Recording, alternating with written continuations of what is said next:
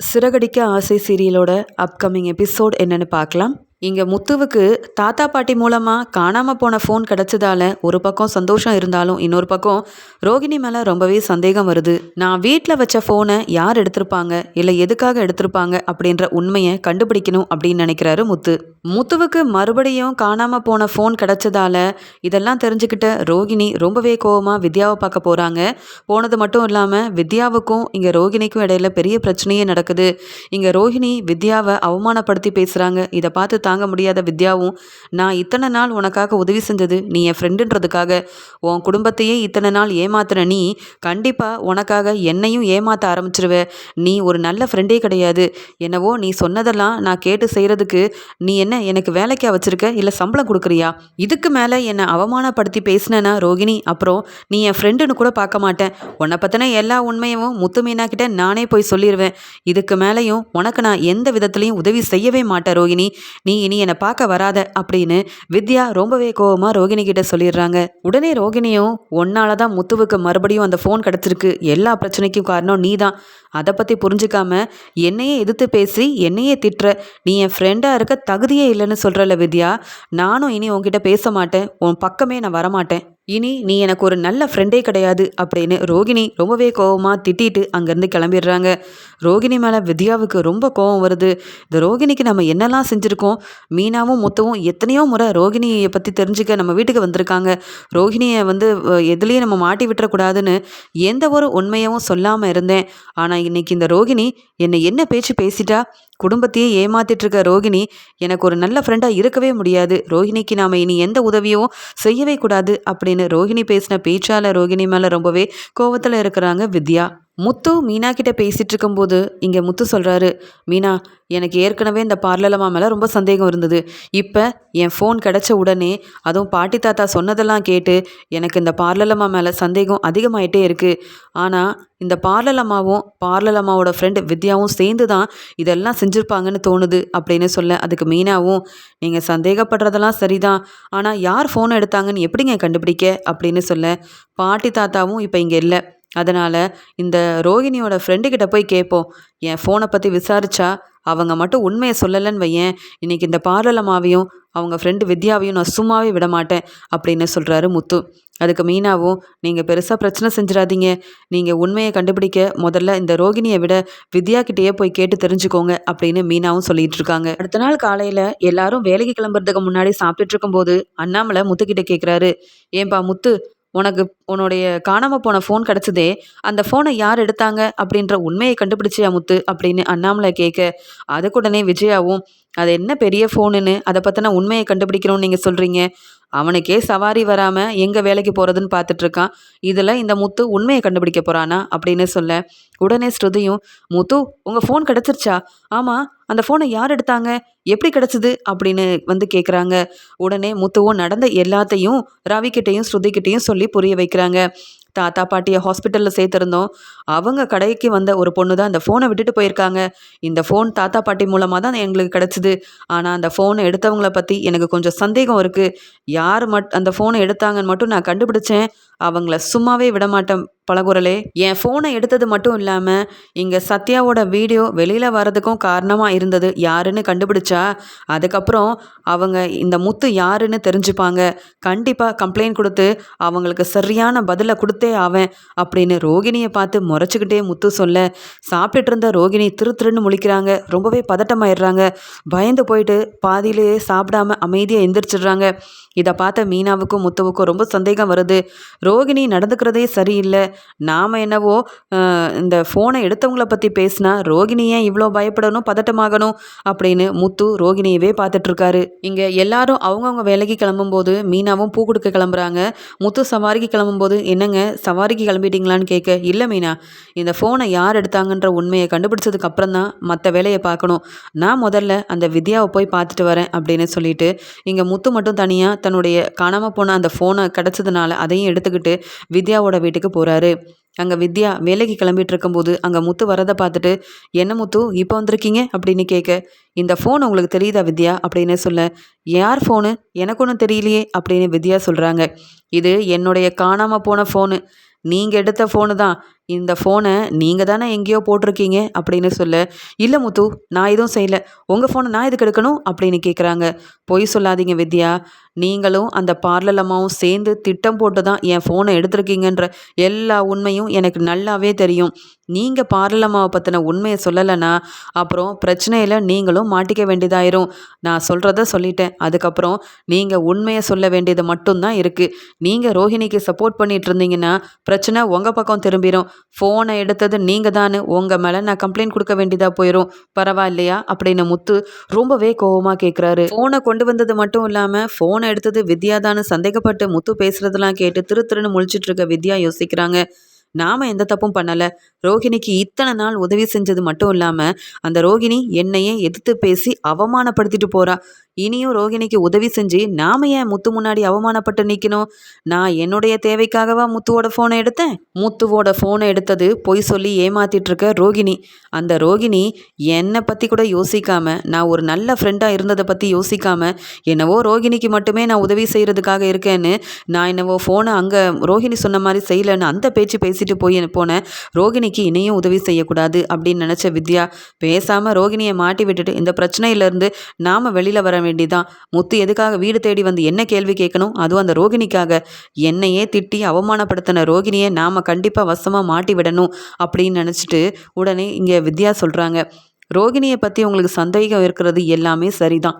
இந்த ஃபோன் எடுத்தது உங்கள் வீட்டில் இருக்க ரோகிணி, நான் இல்லை முத்து. கொஞ்ச நாள் இந்த ஃபோன் என் வீட்டில் இருந்தது உண்மைதான். இந்த ஃபோனை கொண்டு போய் எங்கேயாவது யாருக்கும் தெரியாமல் ஏதாவது செஞ்சிடணும்னு நினச்சது உண்மைதான். நான் தான் அந்த பாட்டி தாத்தா கடை முன்னாடி தெரியாமல் இந்த ஃபோனை போட்டுட்டு போனேன். ஆனால் இதை நீங்கள் கண்டுபிடிப்பீங்கன்னு நினைக்கல. ஆனால் ஃபோனை எடுத்து கொண்டு வந்து என் கையில் கொடுத்தது ரோகிணி மட்டும்தான். அது மட்டும் இல்லை, அந்த வீடியோ வெளியில் வர்றதுக்கு காரணமாக இருந்ததும் உங்கள் வீட்டில் இருக்க உங்கள் மூத்த மருமக ரோகிணி தான். என்னை பற்றி யோசிக்காமல், நான் ஒரு நல்ல ஃப்ரெண்டாக இருந்ததை பற்றி யோசிக்காமல் ரோகிணி வேணும்னே என்கிட்ட நிறைய பிரச்சனை பண்ணிட்டு போயிட்டா. நான் ரோகிணிக்கு ஃப்ரெண்ட் இல்லை. அதனால் ரோகிணி செய்கிற தப்புக்கெல்லாம் நீங்கள் வீடு தேடி வந்து என்ன கேள்வி கேட்க வேண்டிய அவசியமும் கிடையாது முத்து அப்படின்னு ரோகிணி மேலே உள்ள கோவத்தில் ரோகிணியை வசமாக முத்துக்கிட்ட மாட்டி விட்டுறாங்க வித்யா. உண்மையை தெரிஞ்சுக்கிட்ட இங்கே முத்து பேரதிர்ச்சி அடைஞ்சது மட்டும் இல்லாமல் வித்யா கிட்ட கேள்விக்கு மேலே கேள்வி கேட்குறாரு. அப்போ என் ஃபோனை கொண்டு போய் அந்த சிட்டிக்கிட்ட கொடுத்ததும் இந்த ரோகிணி தானே? இவ்வளோவும் ரோகிணி கூடவே இருந்துட்டு இப்போ ரோகிணியை பற்றின எல்லா உண்மையும் ரொம்ப தெளிவாக சொல்கிறீங்களே வித்யா, நீங்கள் சொல்கிறதெல்லாம் நம்பலாமான்னு கேட்க, நான் சொல்கிறது எல்லாமே உண்மைதான் முத்து. நான் எனக்காக சொல்லலை, உங்கள் குடும்பத்துக்காக தான் நான் சொல்லிட்டு இருக்கேன். இனி அந்த ரோகிணியை என் ஃப்ரெண்டுன்னு சொல்லாதீங்க. அந்த ரோகிணி என்னை மட்டும் இல்லை, உங்கள் குடும்பத்தையே நம்ப வச்சு ஏமாத்திட்டு இருக்கா. இன்னும் அந்த ரோகிணியை பற்றின நிறைய உண்மை தெரியும். ஆனால் நான் சொல்ல வேண்டிய அவசியம் இல்லை. நீங்களே தெரிஞ்சுக்கோங்க, எப்படியாவது கண்டுபிடிச்சிக்கோங்க. இந்த செல்லுக்கும் எனக்கும் எந்த சம்மந்தமும் இல்லை. முதல்ல இங்கேருந்து கிளம்புங்க. எனக்கு தெரிஞ்ச உண்மையை நான் சொல்லிட்டேன்.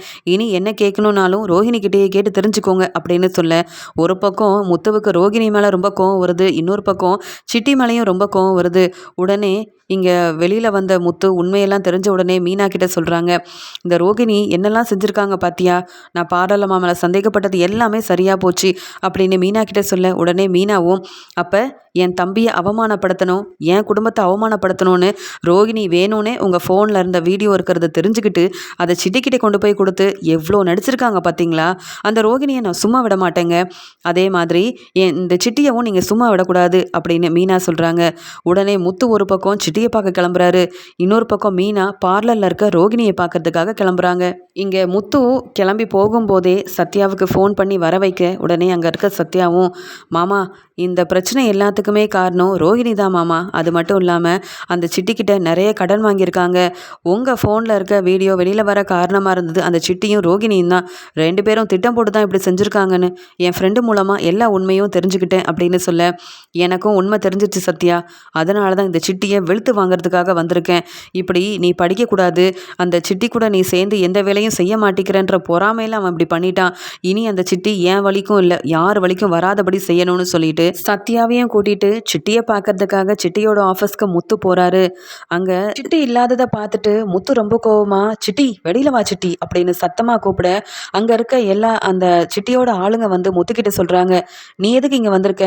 எங்க அண்ணன் உள்ள ரெஸ்ட் எடுக்கிறாரு, நீ முதல்ல இங்கேருந்து கிளம்பி போ. உன்னை பார்த்தாலே சிட்டி அண்ணனுக்கு ரொம்ப கோவம் வரும் அப்படின்னு சொல்ல, நான் ஏற்கனவே கோவத்தில் வந்திருக்கேன், நீங்க ஏதாவது பதில் பேசுனீங்கன்னா வெளுத்து வாங்கிடுவேன், அந்த சிட்டியை முதல்ல வர சொல்லு அப்படின்னு சொல்ல, முத்துவோட சத்தத்தை கேட்டுட்டு சிட்டியும் அங்கே வந்து, என்ன முத்து ஏதாவது பணத்தேவை இருக்கா? என்ன தேடி வந்திருக்கியே, அதுவும் இந்த சத்யா வேற கூட்டிகிட்டு வந்திருக்க, மறுபடியும் சத்யாவை என்கிட்ட வேலைக்கு சேர்த்து விட போறியா என்னன்னு கேட்க, இப்படி பேசிகிட்டு இருக்கும்போதே கோவத்தில் இங்கே வந்து சிட்டியை வெளுத்து வாங்கிடுறாரு முத்து. யார்கிட்ட வந்து வேலை பார்க்குறது? நீ தேவையில்லாத வேலையை செஞ்சு எங்களை அவமானப்படுத்தணும்னு நினச்சது மட்டும் இல்லாமல் இங்கே நீ செஞ்ச வேலையால் சத்யா மறுபடியும் காலேஜ் பக்கமே போயிருக்க முடியாது. எப்படி என்னுடைய ஃபோன் உன்கிட்ட வந்தது? எல்லாத்துக்கும் காரணம் அந்த ரோகிணி தானே.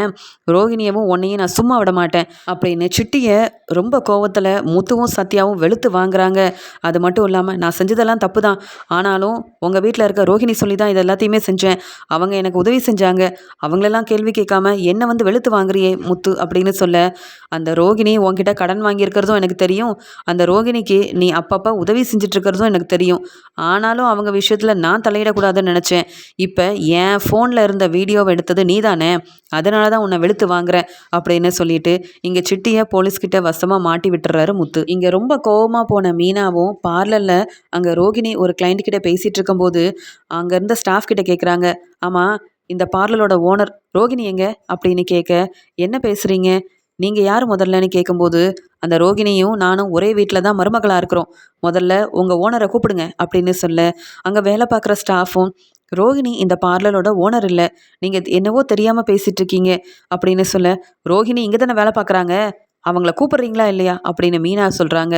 அதுக்கு அந்த ஸ்டாஃபும், ரோகிணி இங்கே வேலை தான் பார்க்குறாங்க, அது சம்பளம் வாங்கி வேலை பார்க்குறாங்க, இந்த பார்லரோட ஓனர் இல்லைங்க அப்படின்னு சொல்ல, மீனா உடனே பேரதிர்ச்சி அடைஞ்சிட்டு, என்ன சொல்கிறீங்க, அந்த ரோகிணி தானே இந்த பார்லரோட ஓனராக இருக்கிறாங்க, எங்கள் அத்தை தானே பணத்தெல்லாம் ஏற்பாடு பண்ணி கொடுத்து இந்த பார்லரில் ஏற்பாடு பண்ணவும் சொன்னாங்க, ஆரம்பித்து கொடுத்தாங்க, நீங்கள் என்னென்னவோ சொல்லிகிட்டு இருக்கீங்க அப்படின்னு கேட்க, ஏங்க ரோகிணியும் நானும் முன்னாடி இருந்தே இங்கே வேலை பார்த்துட்ருக்கோம், ரோகிணி இந்த பார்லரோட ஓனராக இருந்தது உண்மைதான், ஆனால் ஏதோ பண தேவை இருக்குன்னு இன்னொருத்தவங்க கிட்ட இந்த பார்லரில் கொடுத்துட்டு அதுக்குண்டான பணத்தை வாங்கிட்டாங்க, இப்போ இந்த பார்லரில் வெறும் ஸ்டாஃபாக வேலை பார்க்குறாங்க, ஒரே குடும்பத்தில் இருக்கிறதா சொல்கிறீங்களே, நீங்களும் ரோகிணி வீட்டில் இருக்கிற ஒரு மருமக தானே, ஏன் ரோகிணி இந்த உண்மையெல்லாம் சொல்லலையா, இல்லை உங்களுக்கு இதெல்லாம் தெரியாதா அப்படின்னு பார்லரில் வேலை பார்க்குறவங்க உண்மையை சொன்னதுக்கப்புறமா தான் மீனாவுக்கே தெரிய வருது, ரோகிணி இத்தனை நாள் குடும்பத்தை ஏமாற்றிட்டு இருந்திருக்கிறாங்க, இந்த பார்லரோட ஓனர் ரோகிணியே இல்லைன்றத மீனா தெரிஞ்சுக்கிறாங்க. அப்பதான் மீனா நினைக்கிறாங்க, என் குடும்பத்தை அவமானப்படுத்தணும்,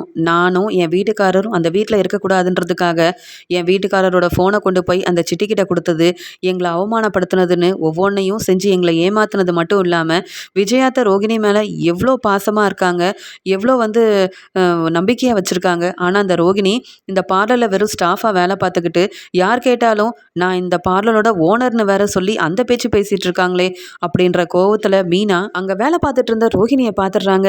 இருந்த கோவத்தில் மீனாவும், ரோகிணி இங்கே வாங்க அப்படின்னு சொல்லி சத்தமாக கூப்பிட்டுக்கிட்டே அங்கே போக, உடனே ரோகிணியும், என்ன இந்த மீனா இங்கே வந்திருக்காங்க, எதுக்காக வந்திருக்காங்கன்னு தெரியலையே அப்படின்னு பதட்டமா, என்னாச்சு மீனா, நீங்கள் என்ன இந்த பக்கம் வந்திருக்கீங்க, அதுவும் என்னுடைய பார்லருக்கு அப்படின்னு கேட்க, போதும் ரோகிணி நிறுத்துங்க, இது உங்கள் பார்லரா, யார் சொன்னது, நீங்கள் சொல்லி எங்களை அப்படி ஏமாத்திட்டு இருக்கீங்க, என்னென்ன வேலையெல்லாம் செஞ்சிட்ருக்கீங்க, என் குடும்பத்தை அவமானப்படுத்துறீங்க, என் அம்மா, என் தம்பி, என் தங்கச்சி, நான் எல்லாருமே அத்தைக்கிட்ட மன்னிப்பு கேட்டு அழுதுட்டு நிற்கிற மாதிரி செஞ்சீங்க, ஆனால் நீங்கள் இந்த பார்லரோட ஓனரே இல்லை அப்படின்ற உண்மையை நான் கண்டுபிடிச்சிட்டேன், நீங்கள் வெறும் ஸ்டாஃபாக வேலை பார்த்துக்கிட்டு பார்லரோட ஓனராக இருக்கிற மாதிரி பொய் சொல்லி ஏமாத்திட்டு இருக்கீங்க, எல்லா உண்மையும் இந்த பார்லரில் வேலை பார்க்குற ஸ்டாஃப் மூலமாகவே எனக்கு தெரிய வந்துருச்சு அப்படின்னு மீனா சொன்னது கேட்டுட்டு ரோஹிணியால் ஒன்றுமே செய்ய முடியல, வசமாக மாட்டிக்கிட்டேன், இந்த மீனா இப்படி பார்லருக்கு வருவாங்கன்றது தெரியாமல் இங்கே இருக்கிற ஸ்டாஃப் வேறு எல்லா உண்மையும் சொல்லிட்டாங்க போலையே, மீனா உடனே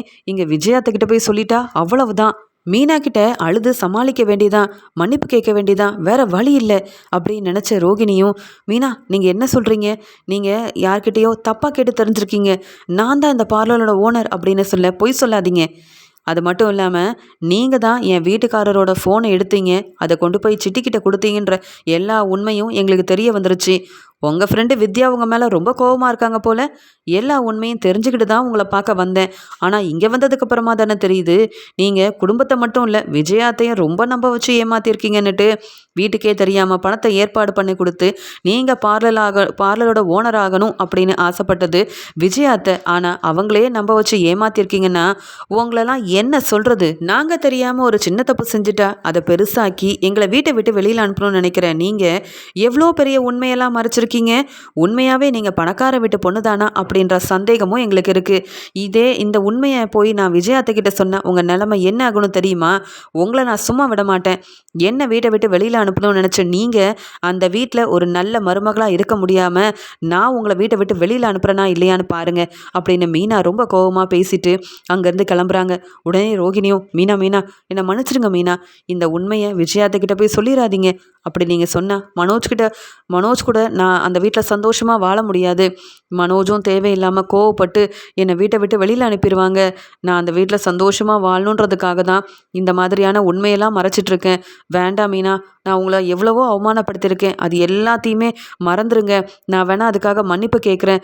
என்னை மாட்டி விட்டுறாதீங்க மீனா அப்படின்னு சொல்லி ரோகிணி அழுக ஆரம்பிக்கிறாங்க. என்னை எவ்வளவோ அவமானப்படுத்துனீங்க, அது எல்லாத்தையும் பொறுமையாகவே பொறுத்துட்டு போனேன். ஆனால் என் குடும்பத்தையே அவமானப்படுத்தணும்னு நினச்சி அந்த சிட்டிக்கு உதவி செஞ்ச உங்களை நான் என்னைக்கு மன்னிக்க மாட்டேன். இன்னைக்கு வீட்டுக்கு வாங்க, உங்களுக்கு என்ன நடக்குதுன்னு மட்டும் பாருங்க, நான் உங்களை சும்மாவே விட மாட்டேன் அப்படின்னு சொல்லி அங்கே எல்லார் முன்னாடியும் ரோகிணியை வெளுத்து வாங்குறாங்க மீனா. வெளுத்து வாங்கினது மட்டும் இல்லாமல் ரோகிணியை நல்லா திட்டிட்டு அங்கேருந்து கிளம்பிடுறாங்க. ரோகிணி அழுதுகிட்டே நிற்கிறாங்க. வசமாக மாட்டிக்கிட்டேன், நான் பார்லரோட ஓனரே இல்லைன்னு மட்டும் தெரிஞ்சது மட்டும் இல்லாமல் மீனா நான் தான் ஃபோனை எடுத்தன்ற உண்மையை கண்டுபிடிச்சிட்டாங்க. முத்து இனி சும்மா விட மாட்டார். கம்ப்ளைண்ட் கொடுத்தா அவ்வளவுதான். நான் இன்னைக்கு கண்டிப்பாக விஜயாத்தை என்னை சும்மா விட மாட்டாங்கன்னு சொல்லி ரோகிணி உடனே அங்கே இருந்த கிளைண்ட்டை கூட பார்க்காம வீட்டுக்கு போகணும். மீனா சொல்கிறதெல்லாம் பொய்ன்னு எப்படியாவது சமாளித்து விஜயாத்தையை நம்ப வைக்கணும் அப்படின்னு உடனே பார்லர்லேருந்து கிளம்புறாங்க. இங்கே முத்து சிட்டியை போலீஸ்கிட்ட மாட்டி விட்டது மட்டும் இல்லாமல் ரோகிணியவும் சும்மா விடக்கூடாது. இனி அந்த ரோகிணி என்ன பேச்சு பேசிகிட்டு இருந்தாங்க, அவங்க இனி அந்த வீட்டில் சந்தோஷமாக இருக்கக்கூடாது. என்னை சாதாரணமாக நினச்சி தானே சிட்டிக்கு உதவி செய்யணும்னு நினச்சாங்க. நான் செய்ய போகிறதெல்லாம் நினச்சா ரோகிணி இனி அந்த வீட்டில் மருமகளாகவே இருக்க போகிறது கிடையாது அப்படின்ற கோவத்தில் முத்துவும் வராரு. மீனாவும் அங்கே ரோகிணியை வெளுத்து வாங்கிட்டு வீட்டுக்கு வராங்க. இதெல்லாம் பார்த்துட்டு இருந்த விஜயா சொல்கிறாங்க, இந்த மீனாவுக்கு வேறு வேலையே இல்லைங்க. வர வர வீட்டு வேலையெல்லாம் பார்க்கறது இல்லை. எப்போ பார்த்தாலும் வெளியில் பூ கொடுக்க போகணும். சின்ன சின்ன ஆர்டர் கிடச்சா கூட ஏதோ லட்சக்கணக்கில் சம்பாதிக்கிற மாதிரி நினச்சிக்கிட்டு ரொம்ப எதிர்த்து பேச ஆரம்பிச்சிட்டாங்க அப்படின்னு மீனாவை பற்றி அண்ணாமலை கிட்டே பேசிகிட்டு இருக்கிறாங்க. உடனே அண்ணாமலையும், மீனாவை பற்றி பேசலைன்னா உனக்கு தூக்கமே வராதா? அது மட்டும் இல்லாமல் மீனா வீட்டு வேலையெல்லாம் செஞ்சுட்டு தானே வெளியில் பூ கொடுக்க போயிருக்கா. இதில் உனக்கு என்ன பிரச்சனை? நீயும் போய் டான்ஸ் கிளாஸில் சம்பாதிக்கிற. வீட்டில் இருக்கிறவங்க சும்மா இருக்காமல் போய் வெளியில் சம்பாதிச்சா அது நல்லது தானே. மீனாவால் தான் இப்போ முத்துவும் நல்லா திருந்திருக்கான். அதனால மீனாவை பற்றிலாம் தேவையில்லாமல் பேசாத அப்படின்னு சொல்லிட்டு இருக்கும்போதே அங்கே மீனாவும் முத்துவும் வந்துடுறாங்க. உடனே இங்கே முத்துவை பார்த்துட்டு அண்ணாமலை கேட்குறாங்க, என்ன முத்து இவ்வளோ சீக்கிரமாக வந்திருக்க? சவாரிக்கு போகலையான்னு கேட்க, நீங்கள் தானேப்பா சொன்னீங்க சீக்கிரமாகவே உன் ஃபோனை எடுத்தது யாருன்ற உண்மையை கண்டுபிடி, அவங்கள சும்மா விடாதன்னு சொன்னீங்களே, உண்மையெல்லாம் கண்டுபிடிச்சிட்டு தான்ப்பா வந்திருக்கேன் அப்படின்னு முத்து சொல்கிறாரு. உடனே விஜயாவும், என்னது உன் ஃபோனை எடுத்தவங்கள கண்டுபிடிச்சிட்டியா? வீட்டில் தானே உன் ஃபோன் இருந்தது, அப்போ என்ன வீட்டில் உள்ளவங்களா உன் ஃபோனை எடுத்தாங்க அப்படின்னு கேட்குறாங்க. அதுக்குடனே முத்துவும், ஆமாம்மா இதே வீட்டில் இருந்தவங்க தான் என் ஃபோனை எடுத்திருக்காங்க அப்படின்னு சொல்ல, எனக்கு தெரியுமே நீ மனோஜ் தானே சந்தேகப்பட்டு சொல்கிற. மனோஜ்லாம் இப்படி உன் ஃபோனை எடுக்கிற ஆளெல்லாம் கிடையாது. ஏதோ பண தேவைக்காக மீனாவோட நகையை தெரியாமல் எடுத்து கொண்டு போய் அங்கே அந்த நகையை வச்சு பணத்தை வாங்கிட்டான். அதுக்காக எதுக்கெடுத்தாலும் நீ மனோஜையும் ரோகிணியையும் சந்தேகம்லாம் படக்கூடாது. அவங்கெல்லாம் ஒன்றை மாதிரி கிடையாது, நிறையா சம்பாதிக்கிறவங்க, பெரிய பெரிய பணக்காரங்களாக போகிறவங்க அப்படின்னு விஜயா எப்பயும் போல் இங்கே மனோஜையும் ரோகிணியையும் விட்டு கொடுக்காம சப்போர்ட் பண்ண. உடனே மீனா சொல்கிறாங்க, போதும் அத்தை, அந்த ரோகிணி மேலே நீங்கள் பாசம் வச்சது மட்டும் இல்லாமல் அதிகமான நம்பிக்கை வைக்க போய் தான் இப்படி ஏமாந்து போய் நிற்கிறீங்க அப்படின்னு மீனா ரொம்ப கோபமாக பேசுகிறாங்க. உடனே விஜயாவும், பார்த்தீங்களா இந்த மீனா என்ன பேச்சு பேசுகிறான்னு. ரோகிணி மனோஜை பார்த்தாலே இந்த மீனா முத்துவுக்கு பிடிக்கல. அதனால தான் அவங்கள வச்சு ஏதாவது பிரச்சனை செய்யணும், என் பையன் மனோஜையும் மருமக ரோகிணியவும் வீட்டை விட்டு வெளியில் அனுப்பணும் திட்டம் போட்டுதாங்க இப்படி 2 பேரும் ஒன்று சேர்ந்து வந்து பேசிகிட்டு இருக்காங்க அப்படின்னு சொல்கிறாங்க விஜயா. அதுக்கு உடனே அண்ணாமலையும், என்ன முத்து யாரை பற்றின உண்மையை கண்டுபிடிச்ச? உன் ஃபோனை எடுத்தது தான் யார் அப்படின்னு கேட்டுட்ருக்க. வேறு யாரும் இல்லைப்பா, இந்த பார்லரம்மா தான் ஃபோனை எடுத்தது மட்டும் இல்லாமல் சிட்டிக்கிட்ட கொண்டு போய் கொடுத்துருக்காங்க. சிட்டி மூலமாக தான் அந்த வீடியோ வெளியில் வந்திருக்கு. இந்த மீனாவோட குடும்பத்தை மொத்தமாக அவமானப்படுத்தணும்னு நினச்சது சிட்டி மட்டும் இல்லை, இந்த வீட்டில் இருக்க மூத்த மருமக பார்லரம்மாவும் தான்ப்பா அப்படின்னு சொல்ல, இதெல்லாம் கேட்டு ஒரு பக்கம் அண்ணாமலை விஜயான்னு பேரதிர்ச்சி அடைகிறாங்க. ஆனால் விஜயா இதை நம்பாமல் எப்பயும் போல் ரோஹிணிக்கு சப்போர்ட் பண்ண இங்கே அழுதுகிட்டே ரோகிணி வீட்டுக்குள்ளே வராங்க. இங்கே உடனே விஜயாவும் ரோகிணியை பார்த்துட்டு ரொம்ப பதட்டமா, என்னம்மா ஆச்சு ரோகிணி, என்ன அழுதுகிட்டே வர, ஏதாவது பிரச்சனையான்னு கேட்க, இங்கே உடனே ரோகிணியும் மீனாவையே பார்த்துட்டு நிற்கிறாங்க. என்ன இந்த மீனா உன்னையும் தேவையில்லாமல் பேசி அவமானப்படுத்திட்டாளா? மீனாவுக்கும் முத்துவுக்கும் வேற வேலை இல்லைம்மா. உன்னை பற்றி இவங்க என்ன சொன்னாலும் நான் நம்பவே மாட்டேன். உன்னை மட்டும்தாம்மா ரோகிணி நம்புவேன் அப்படின்னு விஜயா சொல்லிட்டு இருக்க. அங்கே மனோஜ், ரவி, ஸ்ருதின்னு எல்லாருமே வீட்டுக்கு வராங்க. இப்படி பெரிய பிரச்சனை போயிட்டு இருக்குன்னு பார்த்துட்டு உடனே இங்கே ஸ்ருதி கேட்குறாங்க, ஏன்னாச்சு மீனா, ஏன் ரோகிணி அழுகுறாங்க அப்படின்னு கேட்க, அது வேற ஒன்றும் இல்லை, பார்லரோட ஓனராக இருக்காங்கல்ல, இவங்கள பற்றின உண்மையெல்லாம் எனக்கு தெரிஞ்சிருச்சு. அதனால தான் என்ன செய்யனே தெரியாமல் சமாளிக்கிறதுக்காக அழுதுகிட்டே வீட்டுக்கு வந்திருக்காங்க. அப்படி தானே ரோகிணி அப்படின்னு மீனா கேட்குறாங்க. அதுக்கு உடனே அண்ணாமலையும், ஏம்மா ரோகிணி, நீ தான் முத்துவோட ஃபோன் எடுத்தியா? ஃபோன் எடுத்தது மட்டும் இல்லாமல் எவ்வளோ பெரிய பிரச்சனையாச்சு, அது எல்லாத்துக்குமே காரணம் நீதானாமா? அந்த சிட்டிக்கிட்ட கொண்டு கொண்டு போய் ஃபோனை கொடுத்து உதவி செஞ்சிருக்கியே, அப்போ இந்த வீட்டோட மூத்த மருமகன்றதை நீ மறந்துட்டியா? என்ன செய்யணும் என்ன செய்யக்கூடாதுன்றதே உனக்கு தெரியாதா? முத்து சொன்னது எல்லாமே உண்மை தானே அப்படின்னு கேட்க, உடனே மீனாவும், அது மட்டும் இல்லைம்மாமா, இந்த ரோகிணி பார்லரோட ஓனராக நீங்கள் எல்லாரும் நினச்சிட்டு இருக்கீங்கல்ல, ரோஹிணி பார்லரோட ஓனரே இல்லை, அங்கே வெறும் ஸ்டாஃபாக வேலை பார்த்துட்ருக்காங்க. கோவமா இதை பற்றி விசாரிக்கிறதுக்காக ஃபோனை எடுத்த ரோகிணியை வெளுத்து வாங்கணுன்ற கோவத்தில் பார்லருக்கு போனால் அங்கே வேலை பார்க்குற ஸ்டாஃப் ரோகிணியை பற்றின எல்லா உண்மையும் என்கிட்ட சொல்லிட்டாங்க. இந்த ரோகிணி பார்லரில் வேலை தான் பார்க்குறாங்க. ஏற்கனவே பார்லரோட ஓனராக இருந்த ரோகிணி பணத்துக்காக இந்த பார்லரை வேற ஒருத்தவங்க கிட்ட கொடுத்துட்டு பணத்தை வாங்கி வீண் செலவு செஞ்சுருப்பாங்கன்னு நினைக்கிறேன். இதெல்லாம் உங்களுக்கும் தெரியுமா அத்தை அப்படின்னு கேட்க, உடனே விஜயாவும், ரோகிணி, அப்போ நீ பார்லரோட ஓனர் கிடையாதா? வெறும் ஸ்டாஃபாக தான் வேலை பார்க்குறியா? மீனா சொல்கிறது எல்லாமே உண்மையா? இன்னைக்கு மீனா உன் பார்லருக்கு வந்தாளா அப்படின்னு கேட்க, இங்கே ரோகிணியும் மெதுவா, ஆமாத்த, மீனா பார்லருக்கு வந்தாங்க, ஆனால் மீனா சொல்கிறதெல்லாம் உண்மை இல்லத்த அப்படின்னு சமாளிக்க பார்க்கும்போது, அப்போ மீனா தான் இவ்வளோ தைரியமாக எல்லார் முன்னாடி உண்மையை சொல்கிறாளே, அது எப்படி பொய்யாக முடியும் அப்படின்னு கேட்குறாங்க விஜயா. இல்லை, இங்கே ஸ்டாஃப் தேவையில்லாமல் ஏதோ மீனா கிட்ட தப்பாக சொல்லியிருப்பாங்க போல், இங்கே மீனா ஏதோ தப்பாக புரிஞ்சுக்கிட்டு வந்து என்னை பற்றி பேசுகிறாங்க, நீங்கள் நான் சொல்கிறது தானே அத்தை நம்புவீங்க அப்படின்னு கேட்குறாங்க. அதுக்குடனே மீனாவும், என்னது நான் பொய் சொல்கிறேன்னா? நான் எதுக்காக பொய் சொல்லணும்? எனக்கு என்ன அவசியம் இருக்குது? இத்தனை நாள் நீங்கள் பார்லரோட ஓனர்னு சொல்லி ஏமாற்றிட்டு இருந்தீங்களே, அப்போல்லாம் நான் இப்படியா உங்களை பற்றி பொய் சொல்லிகிட்டு இருந்தேன்? எனக்கு எந்த தேவையும் இல்லைங்க உங்களை பற்றி பொய் சொல்லி ஏமாத்துறதுக்கு. நீங்கள் தாங்க குடும்பத்தை ஏமாற்றிட்டு இருக்கீங்க. வேணும்னா இப்போ வீட்டில் உள்ள எல்லாரையும் கூப்பிட்டு போய் உங்கள் பார்லர் ஓனர்கிட்டயே கேட்போமா அப்படின்னு மீனா கேட்கும்போது ரோகிணி ரொம்ப அழ ஆரம்பிக்கிறாங்க. உடனே மீனா சொல்கிறாங்க, இந்த பாருங்க ரோகிணி, நீங்கள் தப்பு செஞ்சுருக்கீங்கன்னா உண்மையை ஒத்துக்கோங்க. அதை விட்டுட்டு என்னை பற்றியும் என் வீட்டுக்காரரை பற்றியும் ஏதாவது தப்பாக பேசாதீங்க. ஏதோ நாங்கள் பொய் சொல்லி உங்களை ஏமாற்றி இந்த வீட்டை விட்டு வெளியில் அனுப்ப திட்டம் போடுறோம்லாம் நீங்கள் எங்களை தப்பாக பேசி பிரச்சனையை எங்கள் பக்கம் திருப்பாதீங்க. இனி அப்படி ஏதாவது செஞ்சுக்கினா நான் சும்மா இருக்க மாட்டேன் அப்படின்னு மீனா திட்ட ஆரம்பிக்கிறாங்க. ரோகிணி அழுகிறத பார்த்த உடனே இங்கே விஜயாவுக்கு தெரிய வருது, ஏதோ ஒரு பெரிய உண்மையை ரோகிணி மறைச்சிருக்கா. ஏற்கனவே அந்த பார்லரோட பேரை மாற்றினதையே என்கிட்ட சொல்லாமல் செஞ்சுட்டான்னு எனக்கு அவ்வளோ கோபம் வந்தது இந்த ரோகிணி மேலே. இப்போ என்னடானா, நான் ஆரம்பித்து கொடுத்த அந்த பார்லரில் வேற யார்கிட்டயே கொடுத்துட்டு பணம் வாங்கிட்டாளா அப்படின்னு பார்த்துட்டு ரோகிணியை வெளுத்து வாங்குறாங்க விஜயா. உண்மையை சொல்கிறியா இல்லையா? மீனா சொல்கிறது தான் உண்மை மாதிரி தெரியுது. நீ பதில் பேசாமல் இருக்கிறத பார்த்தாலே தெரியுது. நீ இனியும் சமாளிக்காத, பொய் சொல்லி ஏமாத்தாத, உண்மையை சொல்லு ரோகிணி. நான் கஷ்டப்பட்டு பணத்தை ஏற்பாடு பண்ணி கொடுத்து நீ பார்லரோட ஓனரான, ஆனால் அந்த பார்லருக்கே என் பேரை வைக்காமல் ஏமாத்தினேன். இப்போ அந்த பார்லர்லையும் யார்கிட்டயோ கொடுத்துட்டியா அப்படின்னு கேட்க, அத்தை, நான் ஒன்றும் பொய் சொல்லலை, கொஞ்சம் பண தேவை இருந்தது, அதனால தான் இப்படி செஞ்சேன். நீங்கள் என்னை தப்பாக நினைக்காதீங்க. நான் இதே மாதிரி அப்பாவோட பணம்லாம் வந்த உடனே, சொத்து என் பக்கம் வந்த உடனே கண்டிப்பாக நான் 2-3 பார்லரில் ஆரம்பிப்பேன். அதில் ஒரு பார்லருக்கு நீங்கள் தான் ஓனராக இருக்க போகிறீங்க அத்தை, நீங்கள் கவலைப்படாதீங்க அப்படின்னு சொல்லி சமாளிக்க, உடனே மீனா ரோகிணியை பலார்னு வெளுத்து வாங்குறாங்க. என்னங்க, எவ்வளோதான் பொய் சொல்வீங்க?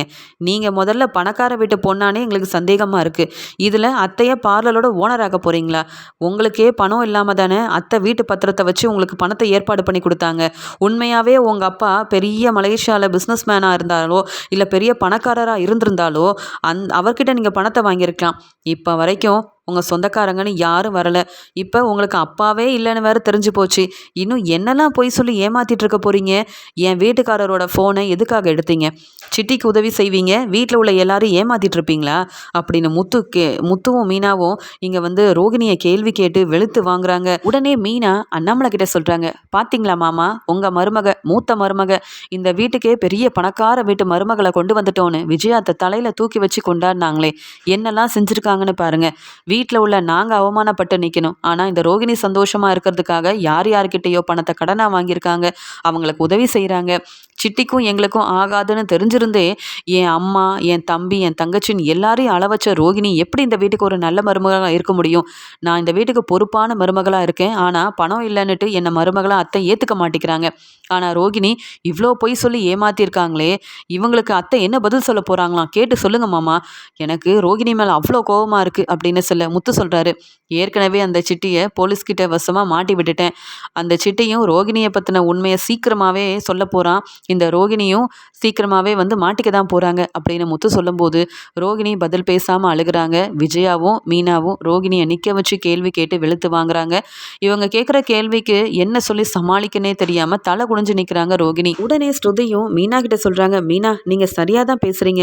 ரோகிணி செஞ்ச தப்புக்கெல்லாம் அவங்க இந்த வீட்டோட மருமகளா இருக்க அவங்களுக்கு உரிமையும் இல்லை தகுதியும் இல்லை அப்படின்னு சொல்லிட்டு விஜயாவை பார்த்து ஸ்ருதி கேள்வி கேட்குறாங்க. ஆமா, இப்போ ரோகிணியை பற்றி தெரிஞ்சுக்கிட்டீங்கல்ல, நீங்கள் என்ன முடிவெடுக்க போறீங்க? ஏன் கேட்குறேன்னா, இங்கே மீனாவோட தம்பி உங்கள் பணத்தை எடுத்ததா சொல்லி அவர் மேலே கம்ப்ளைண்ட் கொடுத்தீங்க. அவங்க குடும்பத்தை அவமானப்படுத்துறீங்க. அந்த கம்ப்ளைண்ட்டை வாபஸ் வாங்குறதுக்கு 2 லட்ச ரூபா பணத்தெல்லாம் வாங்குனீங்க. ஆனாலும் மீனாவோட குடும்பத்தில் உள்ள எல்லாரும் உங்ககிட்ட மன்னிப்பு கேட்டாங்கல்ல, நீங்கள் அதே தப்பை தான் இப்போ ரோகிணி செஞ்சுருக்காங்க. என்ன முடிவெடுக்க போறீங்க? இந்த குடும்பத்தை ஏமாத்தியிருக்க ரோகிணி எப்படி இந்த வீட்டுக்கு நல்ல மருமகளாக இருக்க முடியும்? இங்கே சத்யா செஞ்ச தப்புக்கு மீனாவை வீட்டை விட்டு வெளியில் போக சொன்னீங்கல்ல, இந்த ரோகிணியே பெரிய தப்பெல்லாம் செஞ்சுருக்காங்க. இப்போ அவங்க எதுக்காக இந்த வீட்டில் இருக்கணும்? இப்போ உடனே ரோகிணியை வீட்டை விட்டு வெளியில் போக சொல்ல வேண்டியதானே அத்தை அப்படின்னு விஜயாவை கேள்வி கேட்குறாங்க ஸ்ருதி. உடனே மீனாவும், இங்கே ஸ்ருதி சொல்கிறது தாங்க சரி. இந்த ரோகிணி வீட்டில் இருக்கவே கூடாது.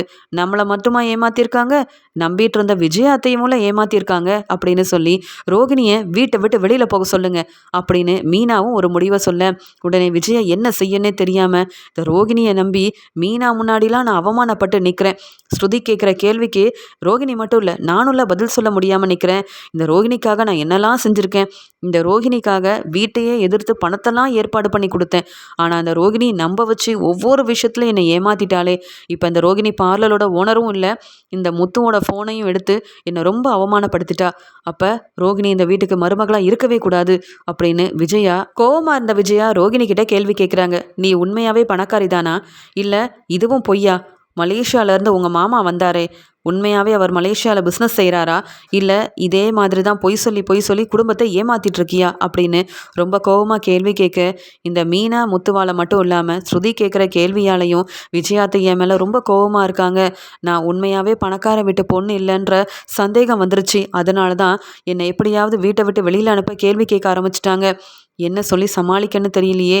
ஆனால் நான் பணக்கார வீட்டு பொண்ணும் இல்லை, நான் வந்து ஏற்கனவே கல்யாணமாகி எனக்கு ஒரு பையன் இருக்கான்ற உண்மையெல்லாம் தெரிஞ்சதுன்னா அவ்வளவுதான், வசமாக மாட்டிக்கிட்டேன். என்னை வீட்டை விட்டு வெளியில் அனுப்பிடுவாங்க போலையே.